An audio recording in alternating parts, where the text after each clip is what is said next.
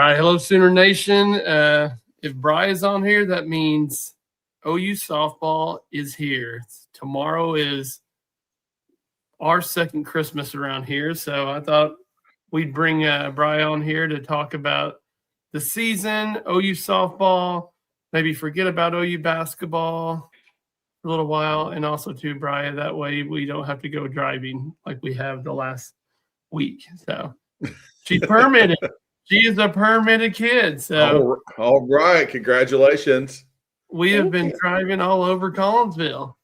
I've been getting in trouble for making her drive me to eating places, and so it's been great. I'm already ready for her to be 16. So, well, Brya, congratulations on the permit, and it's sad for your dad. He's now the third best looking and least liked person on the pod instead of just second. So we're glad that you're here, and there's no doubt that the Downings are going to carry me when it comes to softball knowledge. So just being the basketball guy, I will say this. I put this question out to someone earlier. If you don't know, the Thunder play the Spurs tonight. And pretty much Jeremy and I are pretty close to getting 10 days to play. That's how much the injury bug has hit them. And I said, well, who's got a better chance to win tonight, the Thunder with this roster or OU basketball at Kentucky? And the person definitely said the Thunder. So, that's where things are at. So we're hoping for good things. Don't be the people who, even though we all want Porter gone, want them to lose. We always want OU to win. OU winning is a good thing. We are pro Sooners. I'm a sicko. I'm going to watch it when we get off this pod. I'm a glutton for punishment. That's what's going to happen. But that's really the only basketball deep thoughts that I have. That's the only thing we're going to bore you with. Well, I use the Bernie Sanders, I come to you again to inform you that OU has lost is the meme that I used on Saturday. So that's it. Unless you Downings want to talk any more Sooner hoops, we can move on from that. We will touch on another big thing that happened with OU basketball that is basically the only good news we've got out of this season at the end of the pod here. But, right, let's jump right into it. OU starts tomorrow night against Arizona State. They play one game against Arizona State, and Friday, Saturday, and Sunday we play Arizona. Should be a great series. I mean, we return pretty much everybody on our team. We tagged in some freshmen in here, but the big question is, and it's our favorite thing to talk about, is pitching. And the question mark is, what are we going to do on the mound? Who's going to be our number one starter? How do we replace Sam Lowry? What do you I said Lowry, Sam Landry. Yeah. Sorry, I got Audrey Lowry on my mind. Brian, what do you think? I mean, we brought 2 transfers in.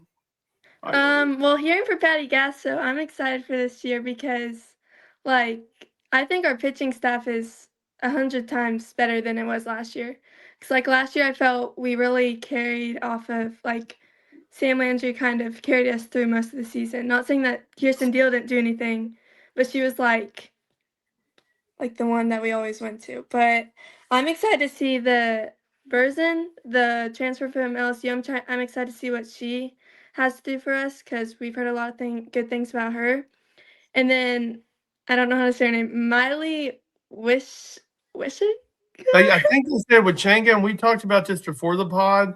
We get a pass because I listen to Patty Gasso, and Patty Gasso goes, I butcher her last name all the time. If your own coach doesn't know how to pronounce your last name, then you get a pass. So we're going to call her Miley. We refer to her as Old Miss Girl here. So, hey, that's where we're at. So go right ahead.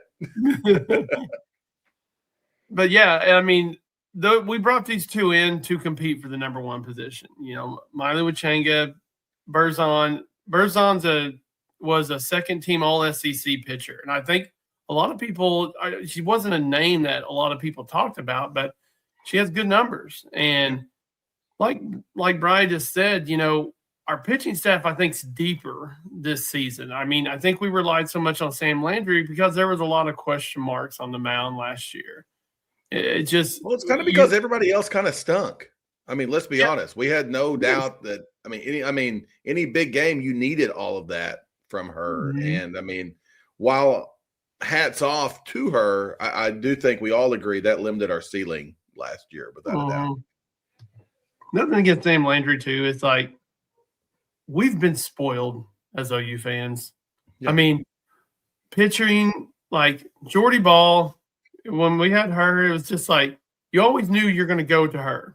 I mean, was she the Jalen Hurts of OU pitchers? I mean, she was still really, really good, but she wasn't as good as the Heisman Trophy winners that we had That's before. probably a pretty good comparison because Sam Landry had great numbers and did great things for us, but she didn't win a national championship, so nobody's probably going to ever talk about her. It sucks for her because I think she's a good pitcher. I mean, Brya, I know you mentioned Kirsten Deal. Like, you think Kirsten Deal is going to be? I mean, I think she's good for like eating up some innings. But Yeah, I don't think that she's going to start over Burzin and Miley, but I think that she will get innings in, definitely. probably somebody good out of the pen, I would think. Like, just to eat up some innings when you get in those like. But probably not in like big situations like that we need. Maybe she gets to like slide into the innings. role she had her sophomore year, where she was like the inning eater, come in a 4-run game, eat some innings that lets somebody else kind of get some time there too.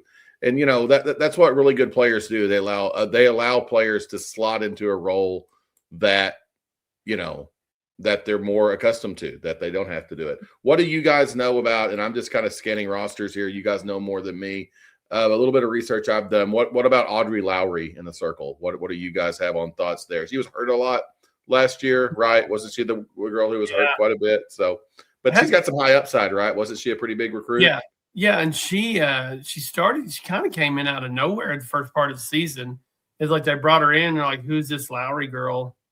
And she ate up some innings for us, gave us some good innings here and there, and then it's just like she got hurt and nobody knew about it.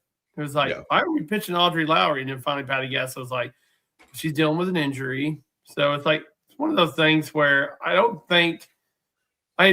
you think, Brya, they probably didn't want to use her? Yeah, I didn't really get to see much of her last year, but I definitely think that like she'll be kind of like Kirsten Deal, but I don't know because I don't have we didn't see her as much last year, so I'm Not a big excited to enough see. sample size. Has there been any talk of, just as this kind of an Oklahoma high school thing? Because our high school play actually played against her, the Parker girl from, is it Alyssa? From Pecola. She was an absolute dude at Pecola, but I know it's a pretty big step up from 2A, 3A softball to being on the Oklahoma Sooners. But I don't think she's probably going to get innings, right? I haven't really heard any buzz about that. But she probably won't get any innings. She might get some at bats. Yeah. I know she's unique in that she is a hitter and a pitcher. I've heard her mention like possibly going to first a little bit and rotating in and out there, but which transitions me to our offense. If you've listened to Patty Gasso talk about this team, the other day I listened to an interview and she said, this is probably one of the best offenses I've ever had. And that coming from Patty Gasso is pretty lofty expectations. I mean, but it just shows you when you're returning that group that she returned last year. I mean, this team was a game away from being in the national championship game. And when you look at it, we're like, we weren't that good last year. And isn't it great to be an OU softball fan when you can say we weren't that good and you were a game away from being in the national championship game, national championship series? It's incredible the monster that we've built at OU. Bryan, I mean, let's touch on it. I'm excited to see the offense this year because I think there's so many different lineups and it's gonna be interesting where Patty Gasso puts everyone because we have speed, but we also have a lot of power this year, so much power. And I'm excited to see where it goes this year. Yeah, and when you look at first base, I think they'll probably start out with Pickering at first, just to keep her bat in the lineup. But you're going to see some rotation out of that. You can see Ella Parker play first. You can see Cassie Pickering play first. You can see Sydney Barker play first. Barker's probably going to be more in the outfield, but that was a name that had a couple weeks where she was just killing the ball. But a name to really listen to and just zoom in is Kai Miner. She's probably going to be our center fielder. She tracks down anything that's hit. I don't want to compare her to this because I don't think it's fair when you hadn't seen a kid play yet, but she has the trackability like Jada Coleman. I mean, she's just can track the ball. Unbelievable player. I think she was the #1 recruit in America last year. So that's pretty good. But like Brya said, our depth and like what we can do with our lineups is what makes us so. And I think that's one reason why our offense is so just stout. Jeremy, you mentioned being spoiled, and I'm definitely a spoiled OU fan. And to me, probably we talked about the fall off from the championship years to last year in the circle, but to me, probably the biggest glaring need, the thing that I thought we needed improvement on, I just didn't think we were as good at catcher as needed to be last year. Mm-hmm. And that's no shot at Emmerling, but I do know we have a freshman girl coming in. And me personally, I'm hoping that's going to be our everyday catcher, because the great softball eye that was me, because I know way more than Patty Gasso does, said that that's a position we needed to improve. What have you guys heard at catcher? Because to me, like catcher, I thought needed to be upgraded. And then Sydney Sanders was that the first baseman? Yeah, who graduated. Those are two positions I think that there's definitely time and at bats to go get for somebody. Sure. I think the beginning of the year that Kendall Wells and Emmerling will go like head to head and they'll try different things, but what they're saying about her right now, I think that she will end up being our starting catcher by the end of the season. Yeah, I couldn't agree more. I think Kendall Wells is going to be a name that you hear a lot this season. A lot of projections, her being like newcomer of the year, freshman of the year. That's what she did in the fall. She just was. I talked to Joe Sooner because he went to all those little fall games, and he said, man, all I can tell you is this offense is crazy, and Kendall Wells is not human, is what he said. And he said but that's the deal, and I think me and Brya were talking about this before we got on. The good thing about OU softball is we don't have to throw money at everyone like Texas Tech does. It's fine if you can do that, but like, look at what we've built. And has anybody said, look at all the money they spend and throw at these players? No, I mean, because really you have to make a decision when you're in softball. And I've told this to Brya many times. She's like, why do these girls not come to OU? Well, they want to win a national championship. I go, well, some of them want money. And that's fine. I would probably tell her the same thing. If you can make more money somewhere else, I'd probably tell you to take it, just because that's where you can.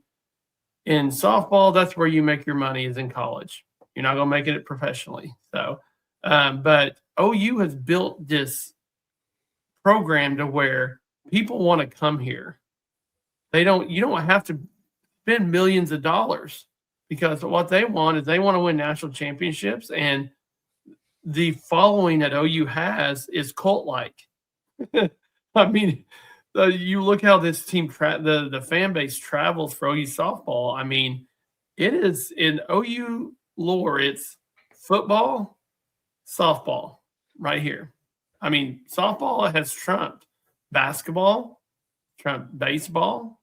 I mean, OU softball is second tier to what OU football is.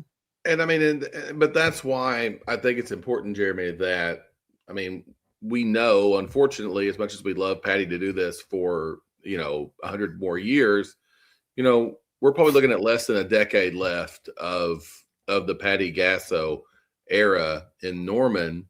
And just kind of like what Alabama had with Coach Saban, when Patty's gone, there's going to be a transition. There's going to be a change. And it sounds to me like, and I was just glancing at the schedule, looking at that, and last year she was worried about the team that we had, and we kind of had the softer early season schedule. We didn't play in was it Mary Nutter, the big preseason tournament. We're back in that this year. Okay, we're starting off tougher again. Yeah. We're doing those things that just look to me like she feels like this team is back where it needs to be. Maybe there's we talked already about lots of the returners, most of the infield's back, right? Short, third, second, all those girls are back. We got most of our outfield back. So I think it's exciting to just see, because we're greedy as OU fans. None of this stuff's really going to matter until we're playing Oklahoma City at the end of the year, right? I mean, it's going to matter when we play Texas. It's going to matter, in some other games as we go through. But in the end, this is about getting back to Oklahoma City and finishing the job. Yeah. Brian, and we were talking about infield and stuff like that. I know, who'd you say your favorite player was? Nelly Moranis. I love her. Yeah. I think her presence on the field is just amazing. Agreed. And she's a Patty. I mean, when you say she's a Patty Gasso player, I mean, you look at these girls and you just see what they've been built to be. And that's why Patty Gasso recruits the way she does. She gets girls that fit her personality and fit what she's looking for. So, and I'm glad you brought up the Mary Nutter, because to me, if you want to see what Patty Gasso feels like with her team and what kind of confidence she has, if they're not in the Mary Nutter Classic, that means she's trying to get them prepped and giving them some wins. If she's playing the schedule she's playing this year, she's got some pretty high confidence in what this team can do. So I mean, SEC is going to be a gauntlet again. I mean, SEC is stacked again this year. So I don't know, Brian, let's talk a little bit about the middle infield. We got Agbaani, we got Garcia back, two players that I think are just, to have that in your middle infield is huge coming back. Yeah. I mean, let's touch on Garcia a little bit, because I think she's a name that kind of came out of nowhere last year. Yeah, I think Agbayani and Garcia, I think they really feed off of each other's energy, and they go so well together, as a pair. Yeah. Yeah. But then don't you think Gabby Garcia was brought in as kind of a defensive specialist? Mm-hmm. They were like, holy crap, this girl just hit 20 home runs last year. And it was just out of nowhere. It's it's great when you have Grace Lyons was always known for her defense, but Grace Lyons would hit 15, 20 home runs a season. Mm-hmm. And you're like, well, that's nice to have as your defensive specialist. So, Patty Gasso always gets these shortstops that, yeah, they're really great defenders, but also, too, they can hit a little bit. So, it's just – I think Gabby Garcia can do kind of all of it. She can do defense, she can hit home runs, and she has a little bit of speed too. So I think that's a great thing to have in our lineup. Oh, for sure. And I mean, not to mention, Abby Dayton, who is somebody that she's going to probably move to left field. I really think Kai Miner is probably going to take over center field for him. But Abby Dayton hit her first. This is a crazy stat, and I love to look it up to see if this has ever happened. Her first at bat of the season was a home run, and her last at bat of the season was a home run. What's the chances of that happening? Sounds like Jeremy and I in intramural softball back in the days. Go play intramurals, brother. Go play intramurals. Like JT when he was at Connors. Yes. Anyway, we'll go on. Sorry, guys. Oh, God. Okay. I think one thing about OU too is they thrive so good under pressure. All of our teams in the past, they thrive with all these big pressure situations, and they always, I'm trying to find the word, produce. Yeah. Oh, for sure. No, I mean, it's and hopefully your father hasn't let you watch these movies because they're very violent. But it's the John Wick Baba Yaga thing. I mean, when OU softball is around, it's just like the bad guys looking for John Wick. They're about to get a bullet to the brain. They know that's coming, and we don't want to lose that because I really think we have that on pretty much everybody. Well, do you remember last year when Abby Dayton hits the home run against Canada? The energy that just sucked out of that team because they thought if they win this game, we are not beating them in the second game because now they figured out our force that we've pitched every single inning, which is what Brya's going to have to do this season. But just kidding, sweetie. But just to see like what they do to teams. And one thing that I'll be really interested to watch is Texas has the bullseye on their back this year. And it's always been OU. It's like OU's their World Series. People beat OU in like conference last year, and it's just like they won the College World Series. Everybody's just going like celebrating. And I remember if it was Brya or Lindsay, one of them were like, why does every team when they win against us just like celebrate in the middle of the field? I said, because that's what we built. To beat us, this is their World Series right here. And it's just, that's what, unfortunately for us, we are everybody's New York Yankees. I mean, when we get beat, it's a big celebration. So yeah, nobody looks at their schedule and sees OU and is excited to play them. I don't think that's no, they know they're in for a dogfight. I mean, and it's what it is. I mean, look at Florida. How many times have we broke Florida's heart over the years? What about the Tennessee game at the World Series last year? I mean, that was just crazy there too. But looking at the schedule, I was peeking at it as you guys were talking there, and kind of an interesting thing. Like when we play Texas in our series, we play OSU in the game right after that. So it'll be a fun week. Fun week of softball there. But like Brya said, nobody wants to play us, but we also do get a lot of people's best shot too, because it is their World Series. It is the biggest thing they have going. It's the biggest crowd they're going to have. It's the biggest, that's who we are. And we want to continue to be that. But the only way you continue to be that is you keep winning. And last year we had a down year. We were 52-9, and we were and lost in the semis. So that's a terrible, terrible down season.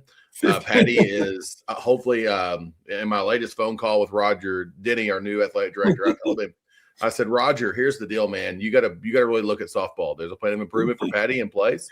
52-9 is not gonna cut it. We are here for championships and championships only, and we will settle for absolutely nothing less. 52 wins. I mean, what the heck? Yeah. Come on. That's more than Porter's won in his entire career. Hey, but if they could just stop the games at halftime, we would be a top 4 seed. We were very good in the first half. So yes, right. Okay.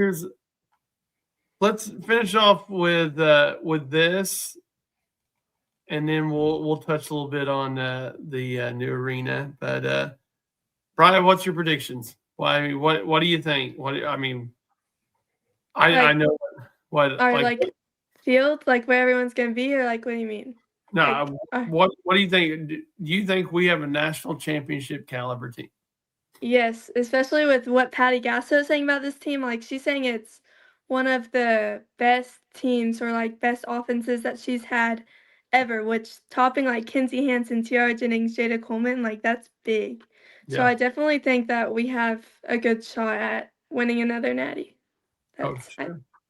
And also too, I think I've mentioned this in a pod before, but our strength coach for OU softball that told Patty Gasso this is the best team that she's had coming back off a break and how they work. He goes, I've never seen a team. He goes, that's not just OU. This is my career. I've never seen a team work like they work. So Well, that's those pretty of good. you worried about the poor little underdog Oklahoma Sooners, we are preseason number 3. Texas and Texas Tech are tied, according to the D1softball.com. So they're both tied for first, and we're third. So nobody believes in you guys. So go out there and prove it wrong. The poor little engine that could with the number 1 recruiting class in the country, and 90% of their offense coming back from last year. Being ranked at 3rd is just terrible. Like, I know it's terrible, isn't it? It is. It is. It's absolutely terrible. Horrible. But looking at that, Texas Tech are tied for first, OU's 3rd, Tennessee's 4th, Oregon 5th, Florida 6th, Florida State 7, Arkansas 8, Nebraska 9, UCLA 10. A lot of the same names, a lot of the same people. Texas A&M's 11, Oklahoma State's in at number 20, Alabama. There's 4 more SEC teams: 13 LSU, 14 South Carolina, 15 Georgia, 16 Alabama. Ole Miss in at 22. Washington, who I think we play really early, is 25. Like Jeremy said, maybe open with Arizona, they're 18. So we're going to find out a lot about us in another challenging schedule. But I like the Downings. I'm pretty optimistic here. Yeah, and it is a gauntlet. It is a long season. It's a marathon. So, and something that Patty spoiled us on is like, softball is not really the win every game. It's about winning series. It's about, playing well over time. But we got so used to just never losing that, anytime we do lose, the sky is potentially falling. So I just vote for no losses this year. That's what I'm going with. Well, it's easier just to go undefeated. That's Why not? Why not? When I coach, I tell Brya's team, I say, you know what? Let's just win every game. It's a lot easier if we just win and don't lose ever. So, but me and Brya, we've built our schedule to pretty much a gauntlet too this year. So it ought to be interesting. We're going to be pretty dang tough, huh, Brya? Mm-hmm.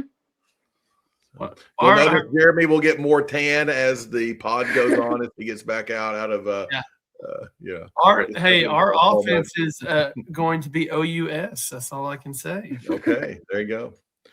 Is your wife must be the hitting coach? It must not be coming from you or something. Okay. No, we recommend that we pay somebody for Brya's lessons. So, and also too, her aunt teaches her is her pitching coach. So she gives us quite the deal. There you go. But Coach Shanks is available if needed. Hey, he still does lessons. I don't know. I know. One of the best softball minds I've ever seen. So, okay. So before we get off, let's talk a little bit. OU's the new, I guess they're calling it entertainment. The Rock Creek Entertainment District, I think, is the official name. It's $1 billion, and the best part about it is Jeremy and I don't have to pay anything. So residents of the greater Norman Moore area, that's on you. It's not on us. We're excited for this. I'm personally not a big fan of off-campus arenas. I really like arenas on campus. I do like the size. I think it's a little bit folly to think that it's going to draw people from Oklahoma City to come and watch because the Oklahoma City Thunder are right up the road. But at the same time, we need a new arena. We need life breathed in to this program. And if we win, people are going to come. And that's what needs to happen. But this is also exciting for Jenny, who's doing a great job with the women. I think we're going to host women's gymnastics meets there as well, which is another really good program that we have. So I think all of those things are positive. Like I said, do like the size. I think it's going to see 2,000 or 3,000 less than Lloyd Noble. So all in all, I see it as a positive thing. Yeah, I agree. And I think it's a long time coming. I think the Lloyd Noble, there's some great memories in that place, but it is not the right gym for this program. I've never thought, I thought it was way too big of a gym and very tough to fill that place. And I think it's going to also bring more businesses into that entertainment center, whatever they're calling it. But if they're smart, they'll build off of that and they'll put restaurants there, they'll put bars there and make as much money as you can. Well, and any of our Eastern Oklahoma folks, if you don't really understand where this is in, like I said, North Norman. It's the part of Norman that's kind of right there close to I-35. It's obviously Rock Creek is a road there on the north side of Norman. But if you've ever played like AAU or anything at the Young Family Center, it's not too far from that. If you've been to, the Target and that sort of thing on the north side of Norman, it's kind of in that area of the world as well. There has been some growth in that area. Unfortunately, Jeremy and I are not landowners there. Wish we were. And if we were, we'd have a lot cooler looking podcast right now, some pretty sweet graphics, but we don't have that. Again, excited for it to happen, even though I'm not, like I said, I'm not the world's biggest off-campus guy. But as Jeremy knows, I'm a pretty conservative guy when it comes to new ideas and things like that. So excited for good things to happen for the basketball team, and hopefully we can get a good team to put inside of it as well. For sure. Brya, what'd you say about we were talking about the new gym? I said what is that? Yeah. That's pretty much, that's what your dad and I say when we watch OU basketball's offense. What is that? Is that a ball screen? No, heaven forbid we do that. Is that a pass? No, it's Xavier Brown dribbling for 28 seconds. Why not? It works for nobody in particular. But yeah.